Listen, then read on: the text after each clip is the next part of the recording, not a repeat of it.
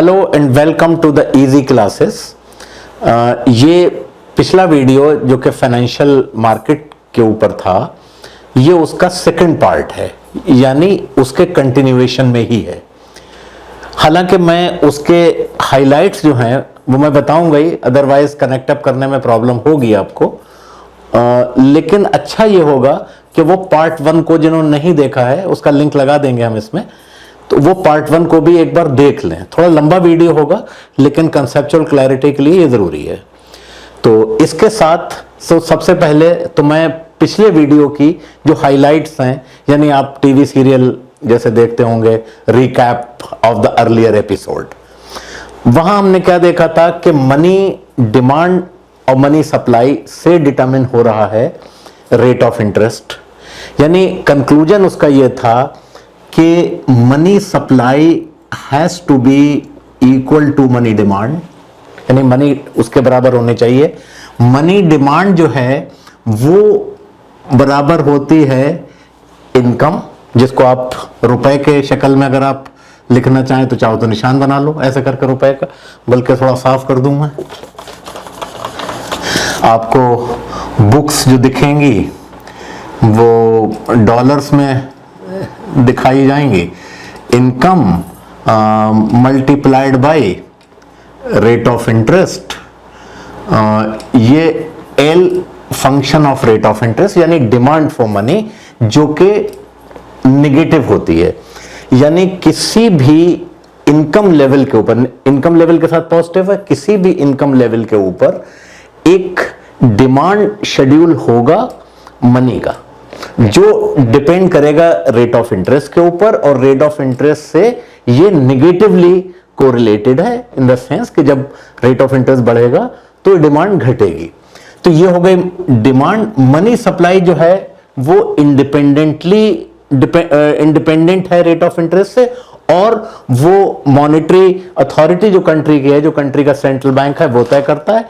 और चूंकि वो इंटरेस्ट इन इलास्टिक है तो वो वर्टिकल कर्व था और उससे रेट ऑफ इंटरेस्ट तय होता है। यानी आपको उस चैप्टर का कंक्लूजन क्या था कि आपको वो रेट ऑफ इंटरेस्ट चाहिए जो मनी सप्लाई को मनी डिमांड के बराबर बना दे।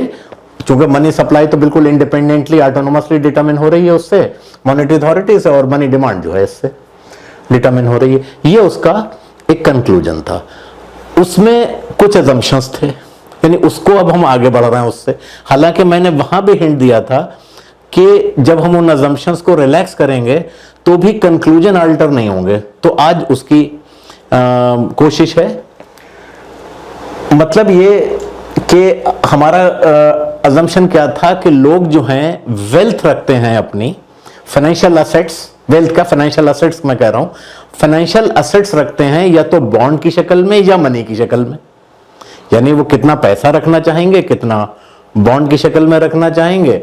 अगर बॉन्ड की शक्ल में रखेंगे तो उनको कुछ इनकम होगी, मनी की शक्ल में रखेंगे तो नहीं होगी। इसका भी उसमें जवाब था कि पूरी के पूरा बॉन्ड में क्यों नहीं रखते हैं, क्योंकि बॉन्ड को जब मनी में कन्वर्ट करेंगे तो उसकी कुछ कॉस्ट होती है।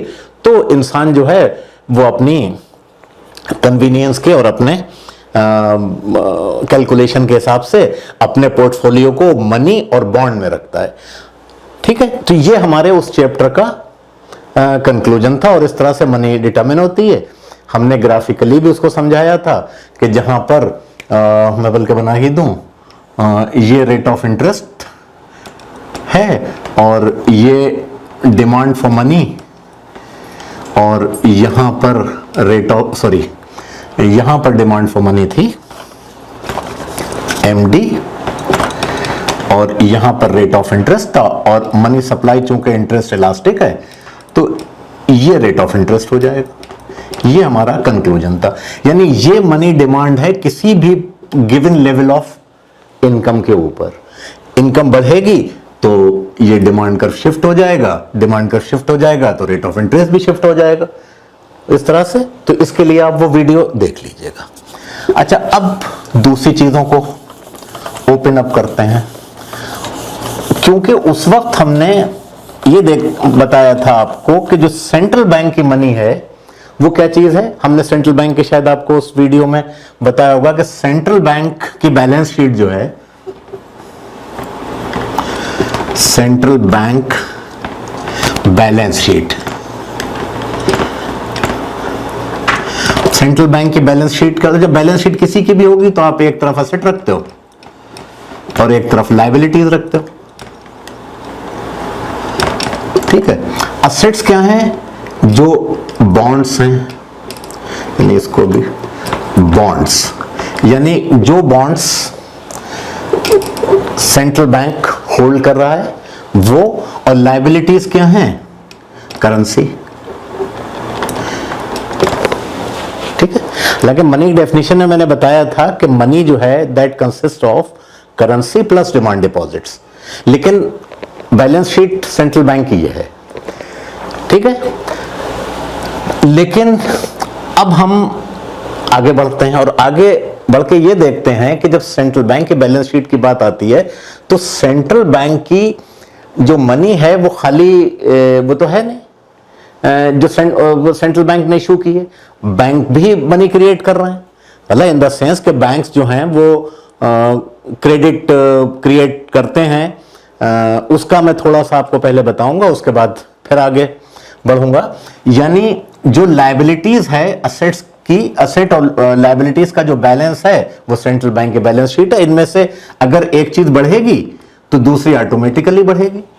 बॉन्ड के बढ़ने का मतलब क्या हुआ सेंट्रल बैंक के पास, कि सेंट्रल बैंक ने मनी क्रिएट की, नई मनी इशू की, बॉन्ड खरीदे, मार्केट के अंदर, इकोनॉमी के अंदर बहुत सारी मनी आ गई और सेंट्रल बैंक के पास बॉन्ड आ गए, और चूंकि मनी आ गई तो यहां पर मनी, बल्कि मैं यहां पर मनी ही लिख दूं तो ज्यादा, क्योंकि सेंट्रल बैंक ही मनी इशू करता है तो मनी ही लिख दें वो ज्यादा अच्छा रहेगा, तो मनी भी बढ़ जाएगी। ये हुई एक्सपेंशनरी पॉलिसी की, जहां पर सेंट्रल बैंक ने बॉन्ड खरीदे, मनी को सर्कुलेट, मनी ज्यादा सर्कुलेट हो गई। जब कंट्रैक्शनरी मॉनेटरी पॉलिसी होगी तो सेंट्रल बैंक जो है वो बॉन्ड्स इशू करता है, पब्लिक खरीदती है, यानी वो मनी जो है बॉन्ड में क्रिएट हो गई, यहां पर उनके पास बॉन्ड कम हो गए और मनी भी कम हो गई, ठीक है। मनी जो है वो सेंट्रल बैंक की लायबिलिटी है, जितनी भी, आपको याद होगा जब डीमोनेटाइजेशन अनाउंस किया मोदी जी ने, तो उस वक्त बहुत सारे आपने सुना होगा न्यूज डिस्कशंस में भी, न्यूज चैनल्स के, कि कैलकुलेशन शायद ये था कि 3 से लेके 4 लाख करोड़ रुपया जो है वो वापस नहीं आएगा, ये कैलकुलेशन था।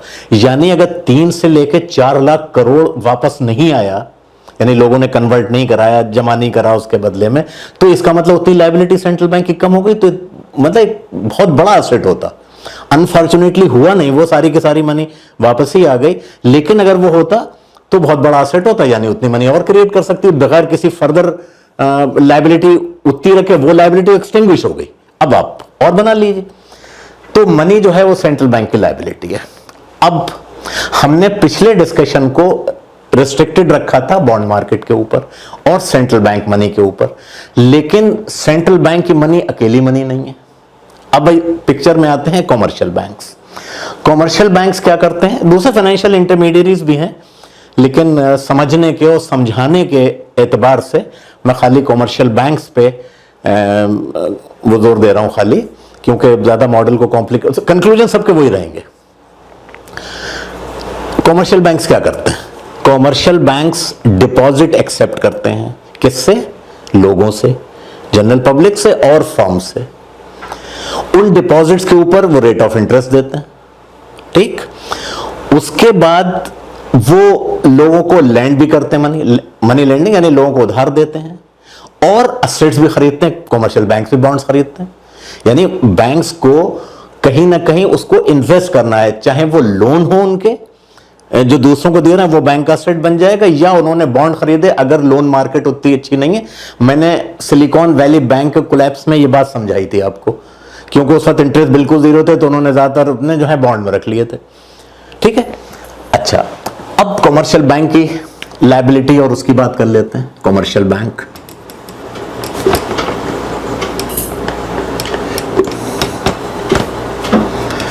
कॉमर्शियल बैंक्स के एसेट्स क्या हैं,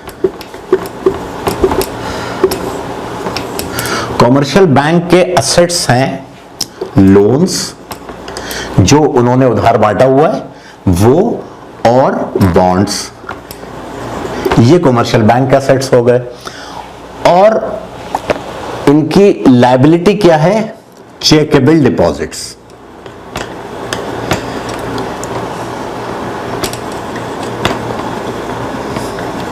यानी जो लोगों ने इनके पास अपना पैसा जमा कराया हुआ, क्योंकि वो उनकी लायबिलिटी है, क्योंकि जब वो मांगेंगे उनको देना पड़ेगा। अब क्या होता है, ये उनकी बैलेंस शीट है। हालांकि जो उनके पास चेकेबल डिपॉजिट्स आते हैं, बैंक के पास पैसा आता है, उसी से वो अपने एसेट क्रिएट करते हैं। अब होता क्या है कि चेकेबल डिपॉजिट्स किसके हैं? जनरल पब्लिक के हैं और फर्म्स के हैं। अब जिसका भी चेकेबल डिपॉजिट है वो किसी भी वक्त बैंक को एक चेक लिख के किसी दूसरे को पेमेंट कर सकता है, खुद मनी विड्रॉ कर सकता है। आमतौर पे चूंकि ये जिसको हम डिमांड डिपॉजिट्स कहते हैं वो बिजनेस के होते हैं, तो पेमेंट उसके थ्रू हो रहा है। अच्छा, यानी बैंक ऑपरेशन कैसे कर रहा है? ऑन एनी गिवन डे कुछ पैसा बैंक के पास आ रहा है डिपॉजिट्स की शक्ल में, कुछ पैसा विड्रॉ कर रहा है। तो बैंक के पास कैश की कमी ना हो कि जब उनके पास कोई आए तो उनको पैसा देने के लिए ना हो, उसके लिए बैंक्स को अपने आप रिजर्व्स रखना पड़ता है। तो यहां रिजर्व्स भी उनके एसेट्स हैं, क्योंकि रिजर्व्स को उन्होंने खर्च तो किया नहीं। यानी किसी पर्टिकुलर डे पे आपका चेकेबल डिपॉजिट है, आप बैंक में गए, आपने उनको दिया, या आपने चेक जो है वो किसी दूसरे के पास किसी दूसरे को पेमेंट किया, उसका भले ही अकाउंट किसी दूसरे बैंक में हो, उसने अपने बैंक में चेक लगाया, तो इस बैंक को उस वाले बैंक को, यानी बैंक ए को बैंक बी को उतना पैसा देना पड़ेगा। ठीक है। अच्छा, इसी तरह उस बैंक का चेक, यानी बैंक बी का चेक किसी ने पेमेंट किया, जिसको पेमेंट मिला उसका अकाउंट बैंक ए में है, तो बैंक ए के अकाउंट में जमा हो जाएगा। तो यानी हर रोज बैंक के पास बहुत सारे पेमेंट चेक्स के थ्रू भी आते हैं और वैसे डिपॉजिट्स भी आते हैं। ठीक है। अच्छा, अब बैंक के पास कैश की शॉर्टेज ना हो। अब ये सारी चीजें जो है, बैंक लोन और बॉन्ड, ये लिक्विड तो है नहीं इमीडिएटली, कि अब बैंक ने हमें लोन दिया हुआ है तो बैंक थोड़ी बैंक को कैश की जरूरत पड़ गई, और हमें दिया हुआ है लोन, हम अपनी पूरी दे रहे हैं, ईएमआई भी दे रहे हैं, या जो भी लोन की शर्त है, तो बैंक थोड़ी कहा भाई हमें पैसों की जरूरत पड़ गई, अब हमारा वादा कुछ नहीं, 1 महीने हमें भी जरूरत, हमें भी दे दो। ये नहीं होता। इसके लिए बैंक के पास कुछ रिजर्व्स होता है। कुछ रिजर्व्स बैंक्स जो हैं वो खुद रखते हैं। वो अपने कैलकुलेशंस उनके होते होंगे, कितना उनका डेली का इनफ्लो है, कितना आउटफ्लो है, क्योंकि वो किसी भी गिवन डे के ऊपर कोई रीजन नहीं है कि वो बराबर ही हो। भाई कुछ आ रहा है कुछ जा रहा है, वो बराबर नहीं होंगे, तो उसको मीट आउट करने के लिए वो रिजर्व रखते हैं। ये रिजर्व्स बैंक अपने पास कैश की शक्ल में भी रखते हैं, और ये रिजर्व्स सेंट्रल बैंक के पास भी रखते हैं। तो सेंट्रल बैंक की लायबिलिटी में ये रिजर्व्स भी आ गए, क्योंकि ये रिजर्व्स तो दूसरों के रखे हुए ना, तो यहां उनकी लायबिलिटी में रिजर्व्स भी आ गए। अब इस चीज को आप समझिए। अच्छा, अब हम एक अजम्पशन और कर लें, एक चीज और अज्यूम कर लें। आप ये कहेंगे पिछली बार एक चीज अज्यूम की थी, अब एक और अज्यूम किए लेते हैं। अज्यूम हम ये कर रहे हैं कि सारी की सारी करेंसी जो पब्लिक के पास है, यानी हमने कहा था डिमांड फॉर मनी जो है वो demand for money to held by the public, demand for money to hold by the public, जो बैंक के पास है उसको हम नहीं काउंट करते। अच्छा, अब हम ये माने लेते हैं, अच्छा अब पब्लिक के पास जो रखना है वो कुछ कैश की शक्ल में है, कुछ डिपॉजिट्स की शक्ल में है। ठीक, पहले हमने बॉन्ड रखा था, अब हम दूसरा कंक्लूजन है कि उनके पास जो है वो बैंक में उन्होंने अपना जमा कराया, वो इससे अपना चाहे बॉन्ड का खेल खेलें, कुछ भी करें, वो किसी भी पर्टिकुलर डे पे मांग सकते हैं आपका पैसा। एक अज्यूम ये कर लें कि पब्लिक के पास जितना भी पैसा है, जितना भी मेरे पास है इनकम, वो मैंने सारे का सारा चेकेबल डिपॉजिट में रख दिया है। ठीक है, ये अजम्पशन जो है वैसे तो प्रैक्टिकली नहीं होता है कि मेरे पास सारा पैसा है, कुछ मेरे पास कैश भी होता है, कुछ घर में भी रखा होता है, लेकिन अगर हम ये मान लें तो उससे कंक्लूजन आल्टर इससे बिल्कुल नहीं हो रहा। यानी यहां पर शो करने में आसानी हो जाएगा, उसको शो करने के लिए फिर कॉम्प्लिकेटेड अलजेब्रा में आप घुसेंगे, वो मैं नहीं करना चाह रहा। तो यानी मनी डिमांड जो है पब्लिक की, वो बराबर किसके होगी? अगेन इनकम, जो कि फिर आप, मैं रुपए का निशान बनाना भूल जाता हूं, हो सकता है पिछले वीडियो में भी भूल ही गया हूं। अच्छा यह है क्योंकि वेस्टर्न ऑथर्स जो हैं वो बनाते हैं वो डॉलर के निशान, तो हम अपने रुपए का क्यों ना बनाएं। और ये जो है वो ये रेट ऑफ इंटरेस्ट पे डिपेंड करता है, ये पब्लिक की अच्छा, अब पब्लिक एक any given level of income के ऊपर कितनी कैश में रखेगी और कितना बॉन्ड में खर्च करेगी। अगर रेट ऑफ इंटरेस्ट कम है, रेट ऑफ इंटरेस्ट कम है तो बॉन्ड में ज्यादा रखेगी, क्योंकि रेट ऑफ इंटरेस्ट तो बॉन्ड पे मिल रहा है ना। ठीक है, बैंक जो इंटरेस्ट दे रहा है उसमें भी रेट ऑफ इंटरेस्ट जो सेंट्रल गवर्नमेंट मैनिपुलेट करता है उससे ही तय होगा। यानी अभी हमने बताया था ना कि सेंट्रल बैंक को वो रेट ऑफ इंटरेस्ट चाहिए जो मनी डिमांड को मनी सप्लाई के बराबर कर दे। ठीक है, तो अगर rate of interest on bond कम है तो पब्लिक के पास डिमांड मतलब कैश की शक्ल में रखने का ज्यादा है। कैश का मतलब यहां पर डिपॉजिट हो गया। ठीक है, तो ये हो गई मनी डिमांड। अब देखिए बिल्कुल वही इक्वेशन निकल के आ रही है। अच्छा, अब इस डिमांड को मीट आउट करने के लिए सेंट्रल बैंक को कितनी मनी रखनी थी? अभी तो हमने कहा था कि सेंट्रल बैंक को उतनी मनी रखना है जो मनी डिमांड को उसके बराबर कर दे, लेकिन सेंट्रल बैंक ये देखता है कि उसको ये भी देखना है कि डिमांड फॉर मनी बैंक्स की तरफ से कितनी हो सकती है। बैंक्स अपना रिजर्व विड्रॉ कर सकते हैं ना, तो ये चीज जो होती है ये इक्वेशन बनी अब आपकी। यानी अगर बैंक को उसकी जरूरत पड़ी अपने रिजर्व्स को भुनाने की, जैसे कहते नहीं हमारे पास हम अपना एफडी तोड़ा लें, बैंक के रिजर्व्स रखे हुए हैं, बैंक को कैश की जरूरत पड़ गई तो बैंक ने कहा सेंट्रल बैंक से। तो जो रिजर्व्स हैं, कुछ तो रिजर्व्स कमर्शियल बैंक खुद से अपने तय करते हैं और कुछ रिजर्व स्टैट्यूटरी रिक्वायरमेंट भी होता है जो कि सेंट्रल बैंक कहता है कि इतने % अपने रखना है, जिसको हम कैश रिजर्व कहते हैं। वो हर सेंट्रल बैंक करता है, इंडिया में भी है, दूसरे वो भी हैं, लेकिन कैश रिजर्व रेशो जरूर होता है। तो सेंट्रल बैंक के पास एक अकाउंट है, सेंट्रल बैंक से ले सकते हैं। तो अब सेंट्रल बैंक को यह असेस करना है कि उसकी कितनी डिमांड हो सकती है, क्योंकि सेंट्रल बैंक के लायबिलिटी है रिजर्व्स, कमर्शियल बैंक के तो असेट्स हैं जो रिजर्व्स उसने क्रिएट किए हुए हैं, लेकिन सेंट्रल बैंक की है लायबिलिटी वो, तो उसको उतना पैसा रखना है।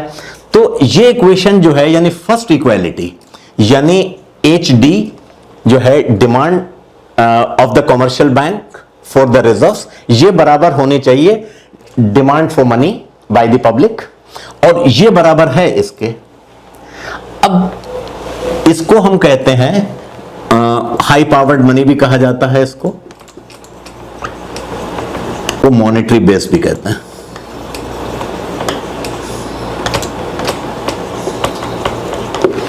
ठीक है, अब एक चीज और, यानी कितनी डिमांड हो सकती है रिजर्व्स की, वो इस पे डिपेंड कर रहा है रेट ऑफ इंटरेस्ट के ऊपर। रेट ऑफ इंटरेस्ट जो है वो सेंट्रल बैंक इन्फ्लुएंस करता है मनी सप्लाई के जरिए। ठीक है, यानी मनी सप्लाई बढ़ा देगा तो रेट ऑफ इंटरेस्ट कम होगा। मनी सप्लाई यानी एक्सपेंशनरी मॉनेटरी पर वो ओपन मार्केट ऑपरेशन में होता है, यानी सेंट्रल बैंक ने बॉन्ड खरीद लिए तो पैसा पब्लिक के पास गया, रेट ऑफ इंटरेस्ट कम हो जाएगा, रेट ऑफ इंटरेस्ट या मनी सप्लाई बढ़ जाएगी, रेट ऑफ इंटरेस्ट कम हो जाएगा। तो ये चीज जो है वो सेंट्रल बैंक इन्फ्लुएंस कर सकता है रेट ऑफ इंटरेस्ट अपनी मॉनेटरी पॉलिसी के जरिए। मॉनेटरी पॉलिसी का याद रखिए, कभी कभी होता है कि मॉनेटरी पॉलिसी किसे कहेंगे, कभी आपसे कोई ये सवाल पूछ ले व्हाट इज मॉनेटरी पॉलिसी, तो आप कह सकते हैं कि monetary policy is the policy of the central bank of a country with regard to the money supply and rate of interest. आप बहुत आसानी से कह दी, और मनी सप्लाई के जरिए इन्फ्लुएंस होता है। ठीक है, तो जब इसको इन्फ्लुएंस कर, ये इन्फ्लुएंस मनी डिमांड को करती है और इसको सेंट्रल बैंक इन्फ्लुएंस कर सकता है, तो सेंट्रल बैंक उसी हिसाब से अपनी मनी सप्लाई को आगे पीछे करता है। वो तो इंटरेस्ट इनइलास्टिक है, वो बिल्कुल इंडिपेंडेंट है, तो इसका भी कंक्लूजन जो है वो आपका बिल्कुल उसी तरह से यस वन। ठीक है, यानी वही यहां पर डिमांड, यहां पर रेट ऑफ इंटरेस्ट, और ये सप्लाई, ये रेट ऑफ इंटरेस्ट। जैसे ये MD on any given level of income, ये मनी सप्लाई। ठीक है, यहां पर आप डिमांड फॉर मनी मेजर कर रहे हैं और यहां पर रेट ऑफ इंटरेस्ट कर रहे हैं। तो चाहे आप बैंक की मनी लें या सेंट्रल बैंक, यानी बैंक से मतलब कॉमर्शियल बैंक की, या सेंट्रल बैंक की मनी लें जो करेंसी इशू की हुई, दोनों का कंक्लूजन तो एक ही आ रहा है। अच्छा, अब हमने आपको यह बताया था कि मनी सप्लाई वो चाहिए आपको, सॉरी रेट ऑफ इंटरेस्ट वो चाहिए जो मनी सप्लाई को इसको बराबर करा दे। तो आपने अक्सर सुना होगा कि मॉनेटरी ईजिंग, मॉनेटरी टाइटनिंग, ये फ्रेजेस यूज होते हैं ना, यानी मॉनेटरी ईजिंग का मतलब ये एक्सपेंशनरी मॉनेटरी पॉलिसी। तो सेंट्रल बैंक कभी ये नहीं कहता है कि उसकी पॉलिसी मनी सप्लाई की है, उसकी पॉलिसी होती है रेट ऑफ इंटरेस्ट की। उसे रेट ऑफ इंटरेस्ट को इन्फ्लुएंस करना है तो वो अपनी मनी सप्लाई को बढ़ाएगा और घटाएगा, और जब वो बढ़ाए रेट ऑफ इंटरेस्ट घटेगा तो ये मनी डिमांड इन्फ्लुएंस होगी, और जब मनी डिमांड इन्फ्लुएंस होगी तो जो डिमांड है कमर्शियल बैंक्स की फॉर द रिजर्व्स, क्योंकि ये सेंट्रल बैंक की तो लायबिलिटी है, ये इन्फ्लुएंस हो जाएगी। तो इसको आप कनेक्ट अप करें तो आपको ज्यादा आसानी होगी। अच्छा, अब आप एक चीज रिकॉल करें, इजी क्लासेस का मेरे ख्याल से लेक्चर है, और वो है liquidity preference theory of the liquidity preference theory of rate of interest, जो केन्स की थ्योरी थी। एनालिसिस ये हमने प्रैक्टिकल उसमें एनालिसिस करके बता दिया। उसने तो बॉन्ड लिया था, बॉन्ड असल में मार्केट वेस्ट में बहुत डेवलप्ड मार्केट है, लेकिन मैंने आपको ये बताया कि जब आप उसमें लेते हैं तो भी रिजल्ट वही होता है, आप स्टॉक में इन्वेस्ट करेंगे तो भी है, तो मनी डिमांड का ही खेल सारा, तो वहां भी रिजल्ट उसके बिल्कुल यही आएंगे। तो सेंट्रल बैंक को टारगेट करना होता है रेट ऑफ इंटरेस्ट को, और रेट ऑफ इंटरेस्ट टारगेट होता है मनी सप्लाई से।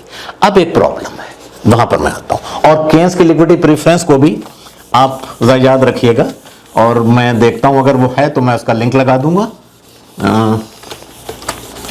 लिक्विडिटी प्रेफरेंस थ्योरी का भी और पिछले फाइनेंशियल मार्केट पार्ट 1 का भी। सारी चीजें आपको मिलती जुलती मिलेंगी, और कॉन्टेक्स्ट थोड़ा सा अलग होता है।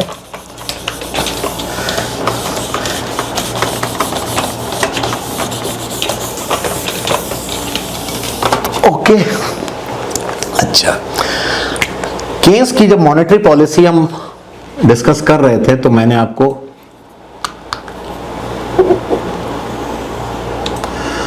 बताया था कि एल, और ये एक फिनोमिनन है जो कि लिक्विडिटी ट्रैप बताया था। और लिक्विडिटी ट्रैप वो इलाका है, यानी वो लेवल है जिसके ऊपर ये एक्सपेक्ट किया जाता है, ये पूरा लिक्विडिटी प्रेफरेंस शेड्यूल है ये वाला, यहां से यहां तक, और यहां पर रेट ऑफ इंटरेस्ट को हम मेजर कर रहे हैं, यहां पर डिमांड फॉर मनी को कर रहे हैं, और ये लिक्विडिटी ट्रैप है। इसकी क्या अहमियत है, यानी अगर रेट ऑफ इंटरेस्ट इतना नीचे आ गया है तो जाहिर है मनी सप्लाई यहां कहीं पर होगी, इस इलाके में फिर money supply, sorry monetary policy जो है इनइफेक्टिव हो जाती है। ये केन्स की एक थ्योरी थी, लेकिन केन्स ने ये विजुलाइज नहीं किया था कि रेट ऑफ इंटरेस्ट जो है वो नीचे तक पहुंच जाएगा, यहां तक, यानी मनी सप्लाई के थ्रू वो डिमांड फॉर मनी को भी कंट्रोल किया जाता है, और डिमांड फॉर मनी को जब कंट्रोल करेंगे तो एलपी कर्व भी कहीं ना कहीं इन्फ्लुएंस होगा इनडायरेक्टली। अच्छा, अब इसको कहते हैं, यानी अब से आप मान लिए 10, 12, 15 साल तक इस चीज की कोई अहमियत नहीं थी कि लिक्विडिटी ट्रैप, ट्रैप मतलब जहां से फंस गए आप, ट्रैप का मतलब फंस गए, यानी मॉनेटरी पॉलिसी इनइफेक्टिव हो गई, अब क्या करें, यानी अगर मॉनेटरी पॉलिसी इनइफेक्टिव हो जाए तो सेंट्रल बैंक की तो दुकान बंद एक तरह से, यानी पॉलिसी लेवल के ऊपर तो कुछ भी नहीं कर रहा है, बस पैसे को मैनेज कर रहा है।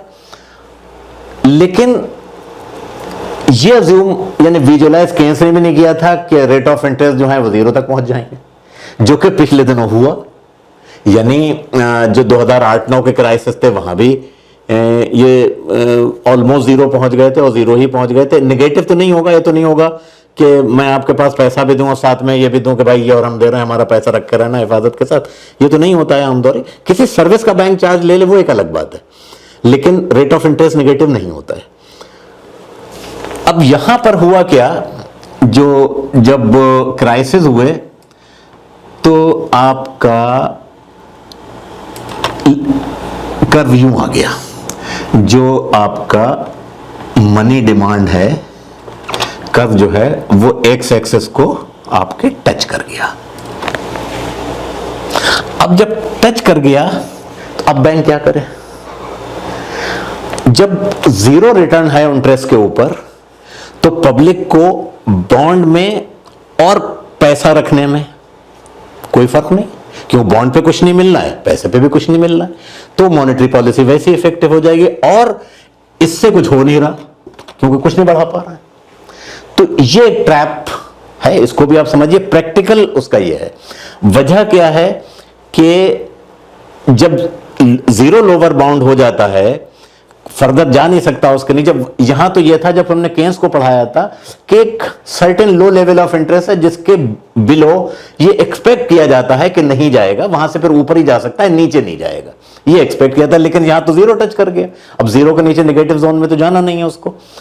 तो यहां पर पब्लिक की प्रीफरेंस बॉन्ड के लिए और करेंसी के लिए बराबर, मनी की शक्ल में रखें या बॉन्ड की शक्ल में रखें या मनी की शक्ल में रखें डिपॉजिट की, कोई फर्क नहीं पड़ा। ये नहीं, डिपॉजिट तो मनी है उनका, जो बॉन्ड में नहीं खर्च किया वो मनी की शक्ल में तो चेकेबल डिपॉजिट में रखा हुआ है, तो वो एक बराबर। तो मॉनेटरी पॉलिसी के लिए ये बहुत चैलेंजिंग होता है कि जब रेट ऑफ इंटरेस्ट इतने वो हो गए तब फिर उन्हें कंट्रैक्ट करना पड़ता है मॉनेटरी, यानी मनी सप्लाई को फिर इतना कम करेंगे कि फिर वो पॉजिटिव एरिया में आए। और मॉनेटरी मनी सप्लाई जो है वो मॉनेटरी अथॉरिटी के हाथ में होती है वो। लेकिन होता क्या है कि जब इसको टारगेट करते हैं रेट ऑफ इंटरेस्ट को, तो रेट ऑफ इंटरेस्ट को टारगेट करना जो है वो अनमिक्स्ड ब्लेसिंग्स नहीं है। अनमिक्स्ड ब्लेसिंग किसको कहते हैं? जिसका फायदा ही फायदा हो, उसका कोई नुकसान ना हो। यानी रेट ऑफ इंटरेस्ट के लोअर होने का मतलब क्या है? इन्वेस्टमेंट ज्यादा होगा इकोनॉमी के अंदर, क्योंकि कॉस्ट ऑफ कैपिटल कम है। इंटरेस्ट क्या है? कॉस्ट ऑफ कैपिटल ही तो है, तो इन्वेस्टमेंट ज्यादा होगा। लेकिन अगर मनी सप्लाई ज्यादा है इकोनॉमी के अंदर तो इन्फ्लेशन भी होगा। अच्छा, इन्फ्लेशन जो है वो पॉलिटिशियंस को सूट नहीं करता, यानी इन्फ्लेशन बढ़ने लगता है तो फौरन उनके कान खड़े होते हैं कि भाई इसको जरा देखो, बाकी चीजें बाद में देख लेंगे। तो ये हमेशा सेंट्रल बैंक के पास भी दोनों को एक बैलेंस स्ट्राइक करना पड़ता है कि हम कितना इन्फ्लेशन को टारगेट करें और कितना ग्रोथ को टारगेट करें। तो ये बेसिकली फाइनेंशियल मार्केट के ऑपरेशंस हैं जो मैंने आपको इस वीडियो में बताया। अब इसके बाद देखते हैं क्या करते हैं। सकता है गुड्स एंड सर्विस मार्केट के साथ कंबाइन करके भी मैं आपको बनाऊं किसी वक्त, उसमें हो सकता है 8-10 दिन का वक्त लग जाए। तो इसके साथ ही थैंक यू वेरी मच।